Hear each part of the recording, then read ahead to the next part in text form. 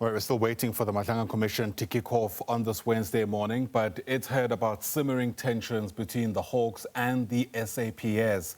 That's as the probe continued its hearings with evidence from more Hawks officers who maintain that their involvement in the December 2024 operation takedown of alleged cartel member Katiso Katie Molefe was merely for verification purposes. We'll be proceeding with the Madlanga Commission brought the 6th of December 2024 operation takedown of Katiso Katie Molefe back in the spotlight from the vantage point of several other Hawks officials who participated in the events that have been alleged to have been interference in order to shield alleged criminal syndicates. The Hawks, however, still maintain that it was for the purposes of verification. Thank you. The reason why I needed the reference number is to report back to my superiors as to, like, normally what happens, I have to report back using a reference as to we engaged with the investigators there and they were engaged with this operation. All right, so that was the commission yesterday. Let's get your sense what's happening today. The inquiry has now finally kicked off this Wednesday. Let's listen in. Provided for and their readiness to proceed today. We don't want to go into the rights and wrongs of all of that. General Sona has correctly presented himself today, and after discussion with his legal team, we've reached an agreement that his evidence need not proceed today. It will proceed in January next year. And we have agreed a timetable for him to furnish a statement, a sworn statement in advance of that testimony.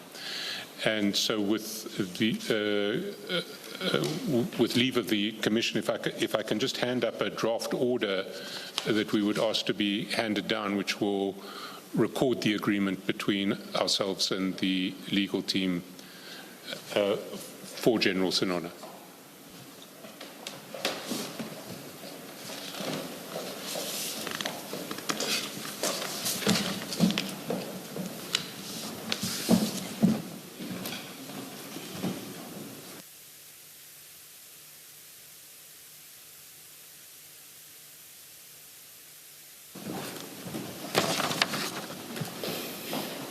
So, Chair, if the Commission is agreeable, we would ask that General Sona be excused until the 27th of January next year, and that he be directed to furnish a sworn statement on or before 16 January, addressing the issues listed in the subpoena served on him.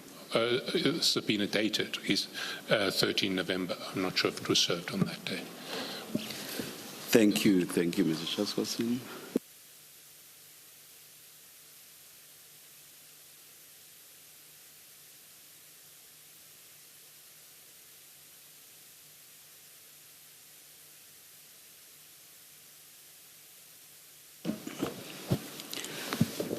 Good morning, General Sona. Thank you. As you've heard, we learned that an agreement has been reached between you and the evidence leaders.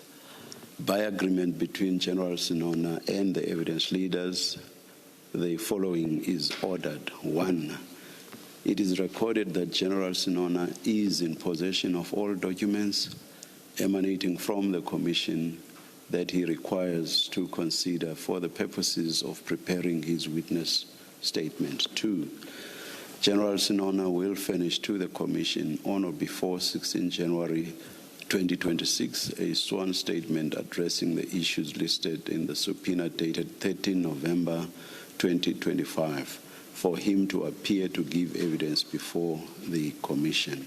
3, General Sona will appear before the Commission on 27 January 2026 at 9:30 to testify and be questioned. You understand that, General? His mic is off. Oh, your mic is off. Thank you, Commissioners. I do understand. Thank you. Thank you. You are excused then to be seen on 27 January 2026 at 9:30. Thank you very much. Thank you. Let me take this opportunity to apologize to the public for this morning's delay. Our spokesperson did explain what the problem was. Thank you to the public. Thank you to everybody. Mr. Shaskalsin, what happens tomorrow? Chair, unfortunately, we have a similar situation tomorrow. The Ekurhuleni witnesses, General Mkhwanazi in particular, who is due to appear tomorrow, has requested further time. And in view of the range of evidence that he has to traverse and the seriousness of that evidence, the evidence leaders have agreed to accommodate him next week. So at present, we don't have a witness for tomorrow. Our problem at this stage is we are dealing with witnesses who need to be brought before the Commission by subpoena. So if one witness is postponed, there isn't another witness available to fill that slot.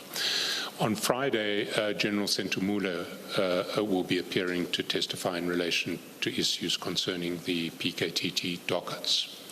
And then next week, there is a full schedule dealing with issues concerning the Ekurhuleni Municipal Police Department and the disbandment of the PKTT. But unfortunately, tomorrow, we have no witness. Thank you, Mr. Shaskalsin. Let's adjourn until 9:30 on Friday.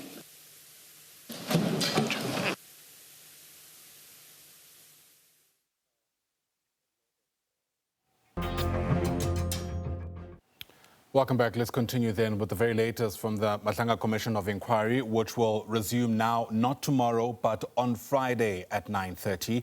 Our senior reporter, Kenny Mapanga, is watching developments, and she joins us now live from the Bridget Mabandla Justice College. Kenny, today we're hoping or prepared to hear from the head of the Hawks in KwaZulu-Natal, but he's now been given a chance to appear next year. Indeed. Good morning to you, Ayanda, and to the viewers at home. It seems that the scheduling, particularly for the Hawks this week, has, I guess, fallen apart, because we're now seeing that there is that judgment or ruling that was given by the retired justice, that is Mbuyiseni Madlanga, the chairperson of the commission, by agreement between parties, that he will now participate in these hearings in January of 2026 when he returns, and of course when he is furnished with all of those relevant documents that he is seeking from the Commission. We understand, I did speak to the legal team on the sidelines of the Commission, that is the legal team of Major General Sona, who stated that for some time they have been seeking this information in order for him to respond adequately to these allegations that he has been placed in the center of when we speak of these allegations of criminality, political interference and corruption in the criminal justice system. So these events that you're seeing playing out today didn't start this morning. However, it seems from the legal team side, that is the legal team of Sona, that they were seeking this information for weeks and were not receiving the kind of relief that they needed from the Madlanga Commission. And of course, that is when they had to reach this agreement that he will only participate next year in January. We also earlier spoke to the retired general of the Hawks, that is retired General Goffie Labia, about whether or not he has received a Rule 3 notice in light of the evidence that is being heard, and of course leaves him at the center, or rather at the top of that alleged instruction for those various units to descend on the property of Katiso KT Malefe, that is the 6th of December takedown operation there. However, he too says he doesn't know anything about a Rule 3 notice. So a lot of questions about, I guess, the administrative portion of the Madlanga Commission. Are these Rule 3 notices heading out? Are the implicated persons being given enough time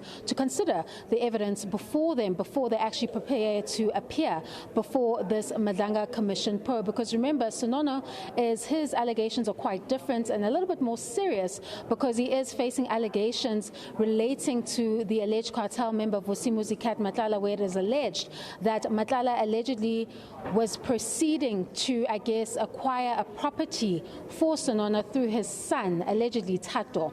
And we don't know whether there's confirmation or not as to whether that transaction actually went through or not. This forms part of the bigger allegation that places the Hawks at the center of this alleged act of shielding these criminal cartels, and also it places them at the center of receiving some form of an alleged benefit from these alleged criminal cartels. So for Sona, these allegations are quite serious for him to answer to, and he would have needed to be afforded the correct time in order to consider the allegations against him and then, of course, give a proper response to the Madlanga Commission. Also on the other end of the spectrum, you're hearing General Libia, who I spoke to earlier prior to the start of this hearing today, who said that he had not yet received any notice to appear, but he expected, because he's seeing a lot of those former team members that he would have led appearing before the Commission, that he should be scheduled as well. But we don't know any details about that now. But of course, the Commission will now lose 2 days of testimony and will only return on Friday for a new witness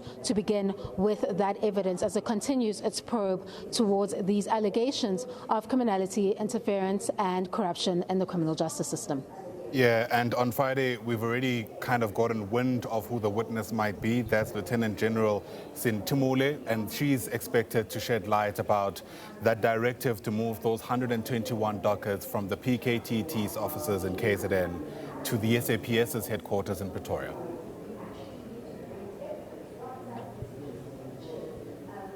Indeed, Ayanda, we have heard some evidence so far from the other side regarding the movement of these PKTT dockets from KZN to the Pretoria head office. What happened when those dockets moved, as we understand, according to the evidence, even though it is denied on the other side, that those dockets seemingly remained in those headquarters and were stagnant, gathering dust. That means those investigations, those all-important investigations into a very specialized prevailing problem within KZN and had extended its mandates beyond, was not being solved because those particular dockets were not being moved on. Now we're hearing from Kwanazi's evidence-in-chief that this was an alleged deliberate attempt to stop the work of the PKTT, but we are hearing that from the other side, that is the units that took over those PKTT dockets, that they were ready to start on the work and had already started inspecting those dockets, but of course they were waiting for that funding in order for them to continue with those investigations. So they sat for a time there